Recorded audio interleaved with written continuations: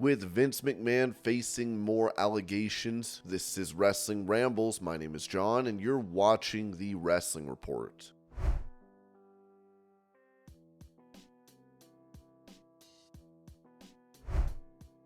In a recent video, Logan Paul announced he had his WWE contract renewed and showed off his training for the Royal Rumble match.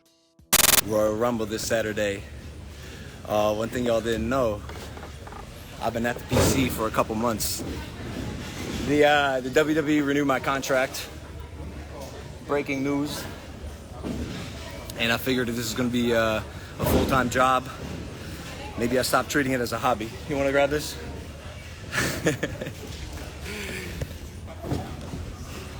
Damn, boy.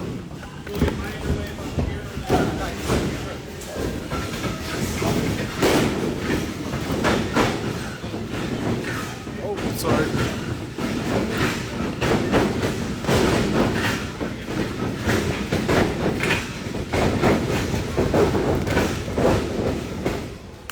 God damn.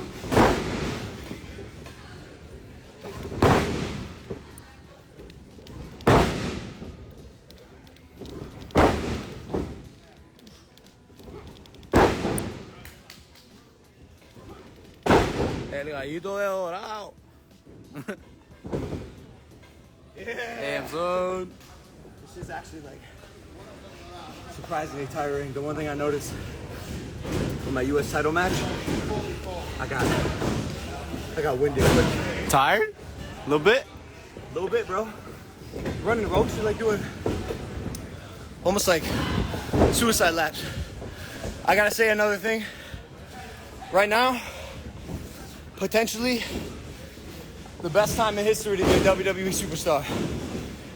I don't know if y'all seen the news, but WWE got partially acquired anyways. Monday Night Raw by Netflix. $5 billion deal. Starting 2025. We got John Cena on the podcast yesterday. The Rock joined the board at TKO. I'm gonna fire you, bro. He might fire me. What's up? What's up, France? Prime just lost in France. Launched in France. And yeah, you're right, Ahmed. We do need to deliver, bro. Big shoes to fill. Big audience. Bro, Cena said you're the next Roman Reigns. Not Dominic. Dominic Mysterio.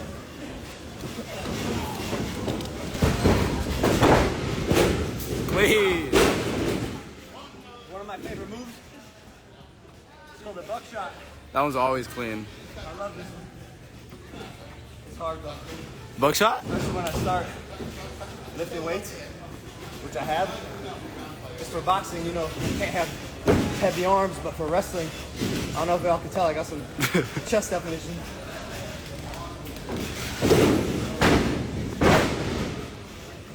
Oh.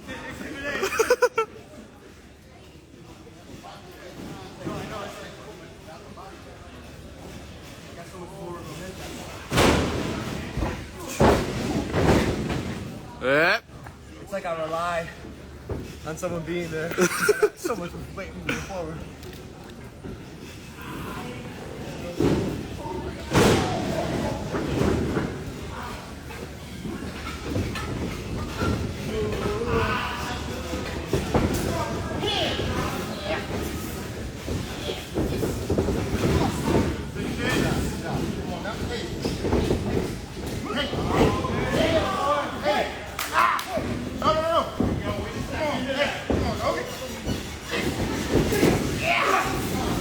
Oh my.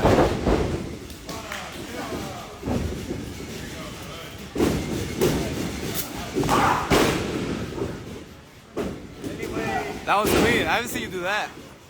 Octopus hold. That was clean. I got these long ass limbs. Are there anyone asking any questions? It said break his arm. One lucky punch. One lucky punch. Pre-GOAT status. It said Puerto Rican proud. I feel like that punch ain't. What punch? That punch isn't so lucky anymore, bro. I've been landing that shit. Cena, Rock, Netflix, TKO, all that shit. Bro, Saturday Rumble? Saturday. It's coming up quick, bro. Harry Jowsey said, let's go.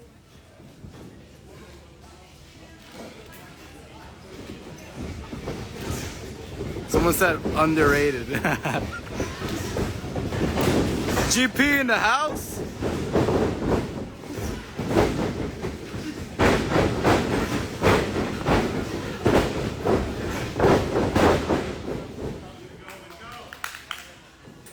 Clean. Damn, Greg, GP in the house. Like halfway. GP in the house? My Greg? Yeah, my Greg. My Greg? You're Greg. They say I haven't been defending the U.S. title. Well, what's up? First defense coming. How many days is it now? Like 70, over 80 something? 77. Bro, you can't get an STD if you don't get tested. You can't lose the belt if you don't defend it. Oh my god. What's up? Oh shit. That's cool, man. Hey, about time you showed up to something. Showed up to what? Showed up to training, bro. Look at you. Look at you, look at me. You keep I don't care. Look at how late you showed up. First one in. No, fuck. To do this. Come on. Who gives a shit? Come on, I'm not some little YouTube. No. Now's your time to say. What do you say? I'm protected? What do you want to say? Yeah, you are. Say it, bro. Say it. Fuck, bro. You should have been doing this a long time ago. I'm here, Kevin. I'm here, bro. Yeah, I'll see you in 2 days. Yeah, you will. I'll see you in 2 days, Kevin. Yeah, that's what I thought, bro. That's what I thought. Walk away. Walk away, Kevin. Walk away. Oh my god, hold on. Bro. Oh my god, dog.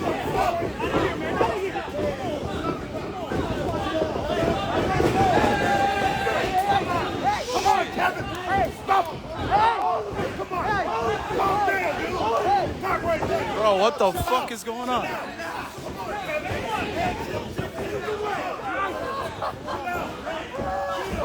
I want it all, Kevin. I want it all.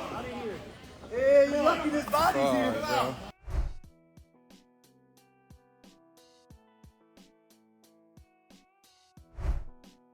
Giving a status update on Sami Callihan in the world of pro wrestling, Ringside News wrote that following his time in TNA, Sami appeared a couple of times for Major League Wrestling, prompting the rumors that he might sign with the company. According to Fightful Select, it turns out that Sami Callihan is still a free agent. It is reported by a source within MLW that Sami is still not under contract with MLW, despite making a few appearances for them. Sami and MLW are currently operating on a handshake agreement without official paperwork. It is also reported that there was an offer on the table for Sami, but he chose to appear on a per-appearance basis. Sami is also in talks with multiple promotions other than MLW.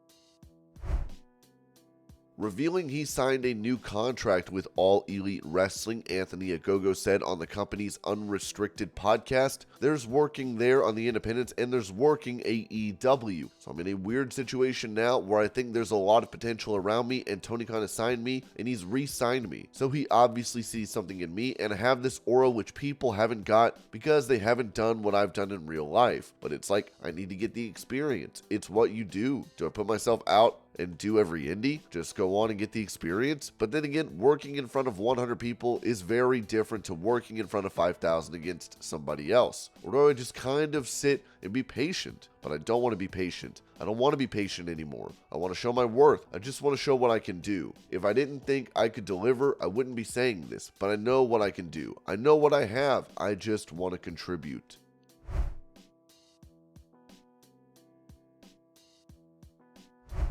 Unfortunately, it looks as though a former commentator is no longer with WWE, as Ringside News wrote. Earlier this week, news broke about Kevin Patrick's removal from his role as the SmackDown announcer, leaving fans wondering if he would remain with the company in a different capacity. However, it has now been confirmed by PW Insider that he has been released to temporarily fill Kevin Patrick's spot alongside Corey Graves. For this week's SmackDown, Raw announcer Michael Cole will step in. This change was necessitated as Cole was already en route to Florida to call the Royal Rumble the following night. As previously mentioned, WWE executives made a surprising decision to remove Kevin Patrick from the SmackDown commentary team, a move seemingly made on short notice, considering Patrick's initial plans to join SmackDown that Friday. While Kevin Patrick was said to be personally liked within WWE, there was a prevailing belief among executives that he may not have been the ideal fit for that role. Before his time as an announcer, Kevin Patrick served as a backstage interviewer within WWE. He was associated with the company from March 2021 until January of 2023.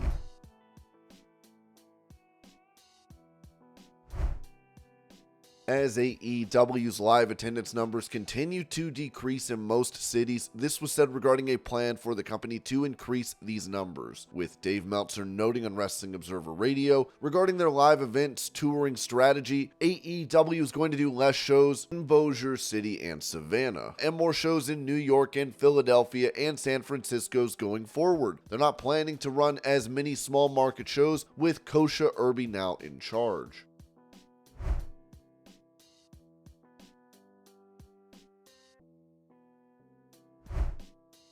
Going over his decision to stay with TNA Wrestling, and company president Scott D'Amore allegedly calling him chubby back in the day, which was referenced in a post on X, Moose said this to Denise Salcedo. First of all, let me talk about that tweet. A lot of people don't know my relationship with Scott. Scott is one of the reasons why I decided to stay with TNA and not leave. One of the biggest reasons was my relationship with Scott. He plays the role of my boss. He also plays the role of mentor, friend, and a big brother. That's one thing I'm never going to get with wherever I decide to go if I were to leave TNA. With that tweet, Scott was like, "Don't tell people I called you chubby. I don't want to get canceled. I understand where we are in 2024, but that was the truth. If you didn't tell me that, that wouldn't give me the fire to make the change. I don't mind you telling me that. I love you telling me that. I'm the only person he would have ever said that to. He would never say that to anybody else but me because of our relationship. I wasn't going to go into the rebrand of TNA looking how I looked in that picture. I was going to try and make my main event of the first ever rebrand TNA pay-per-view. I was going to try and come in looking the best possible shape I could be in.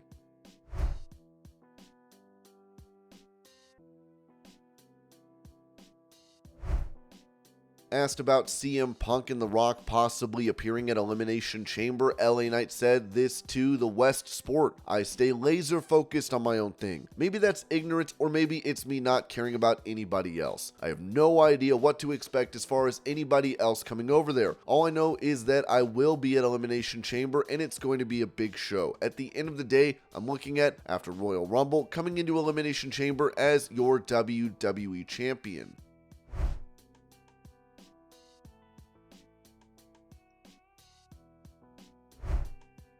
Staying on the topic of LA Knight, Shawn Michaels said this regarding the star's early days in WWE, telling ESPN.com, "I never lied. I did always have him in stuff, but there were a couple of people that I knew from this mythical age thing wasn't fitting their qualifications, but I always kept them in storylines, and so my excuse was, we can't get rid of him now. I would tell them all the time that there is this guy. When people say a WWE guy or a Vince McMahon guy, he was it. I was trying to tell them, lose the 3-8. He never looked at me like he had any mileage on him. To me, he was still brand freaking new."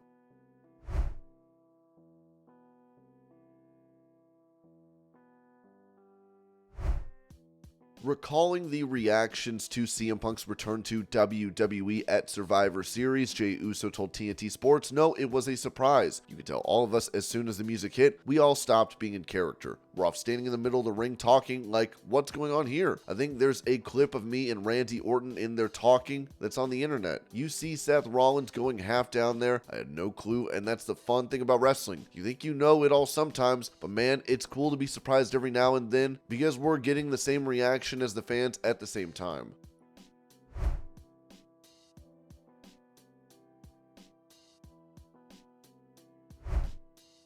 Speaking about the possibility of facing off against John Cena once again, AJ Styles said this on Reality of Wrestling. I think there's a lot of us that would like to mix it up with Cena one last time, and I'm definitely one of those guys. We had some chemistry that I can't explain. Maybe it's opposites attract, I guess you'd say, and me and John are definitely that kind of dance partners where, you know, it was always fun getting in the ring with him. It was always big, it was always special, and it was always great. So I look forward to hopefully, before he retires, jumping in the ring with him one more time.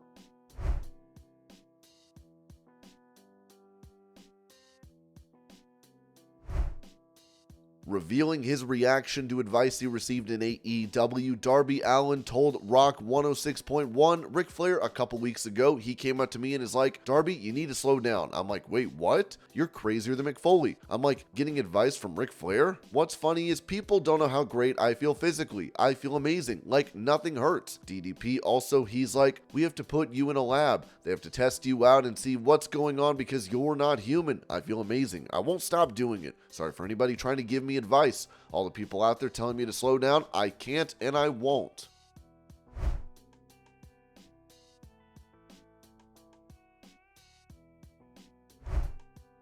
For details on a trafficking lawsuit Vince McMahon is on the receiving end of from a former WWE employee, Ringside News wrote that Vince McMahon's legal woes are far from over now by the looks of it. According to the Wall Street Journal, a woman who received a payout from Vince McMahon has filed a lawsuit accusing McMahon, the company, and a former executive of sex trafficking. Janelle Grant, a former employee at WWE's headquarters, alleges abuse and sexual exploitation by McMahon during his tenure as chief executive. The woman claims McMahon lured her with promises of career advancement and subsequently exploited and trafficked her to other men within the company. Grant, who signed a non-disclosure agreement in 2022, seeks to void the agreement and unspecified financial damages after McMahon allegedly stopped payments under the deal. McMahon and WWE representatives have not immediately responded to requests for comment. The lawsuit, filed in a Connecticut federal court, provides a detailed account of Janelle Grant's interactions with Vince McMahon alleging sexual assault. Grant claims that on June 15, 2021, McMahon and another WWE executive sexually assaulted her in WWE's headquarters, and on June 23, 2021, McMahon forced himself on her in his private locker room. The suit includes explicit text messages allegedly sent by McMahon, including one from May 2020 stating, "I'm the only one who owns you and controls who I want to F. You." In her lawsuit, Janelle Grant alleged that Vince McMahon shared explicit content of her without consent with other WWE employees, unnamed executives, and stars, directing her to engage in sexual activities with them. In March 2020, the suit alleges that McMahon began sharing sexually explicit photos and videos of Janelle Grant with other men, including WWE executives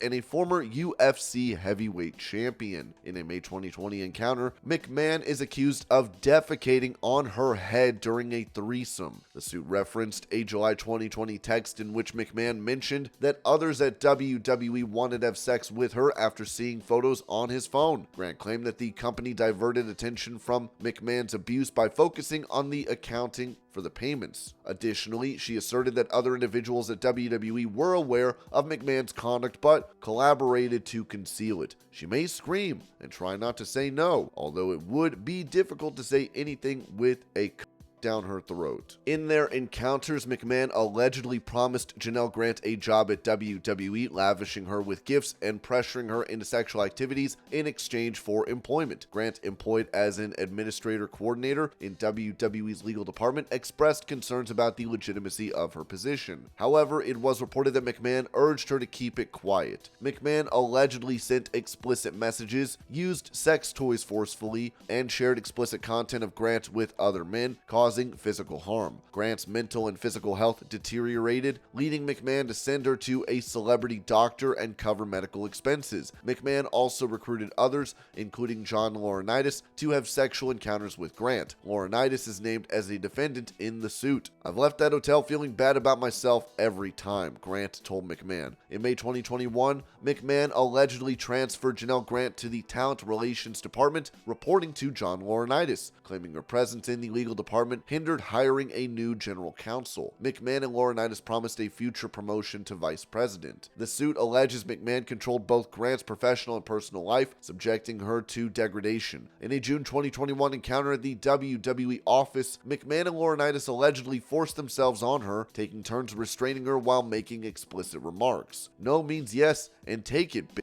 The suit alleges that McMahon shared explicit photos of Jeanette Grant with a star expressing approval. After the star agreed to a new WWE contract, McMahon reportedly texted Grant in August 2021, stating that that part of the deal was effing you. The lawyer of the victim would release this statement. Today's complaint seeks to hold accountable two WWE executives who sexually assaulted and trafficked plaintiff Janelle Grant, as well as the organization that facilitated or turned a blind eye to the abuse and then swept it under the rug. She is an incredibly private and courageous person who has suffered deeply at the hands of Mr. McMahon and Mr. Laurinaitis. Ms. Grant hopes that her lawsuit will prevent other women from being victimized. The organization is well aware of Mr. McMahon's history of depraved behavior, and it's time that they take responsibility for the misconduct of its leadership. A representative for TKO would respond saying, Mr. McMahon does not control TKO, nor does he oversee the day-to-day operations of WWE. While this matter predates our TKO executive team's tenure at the company, we take Ms. Grant's horrific allegations very seriously and are addressing this matter internally. The lawsuit is riddled with falsehoods, baseless fabrications of events that never transpired, and a malicious distortion of the truth. Mr. McMahon intends to vigorously defend himself against these allegations.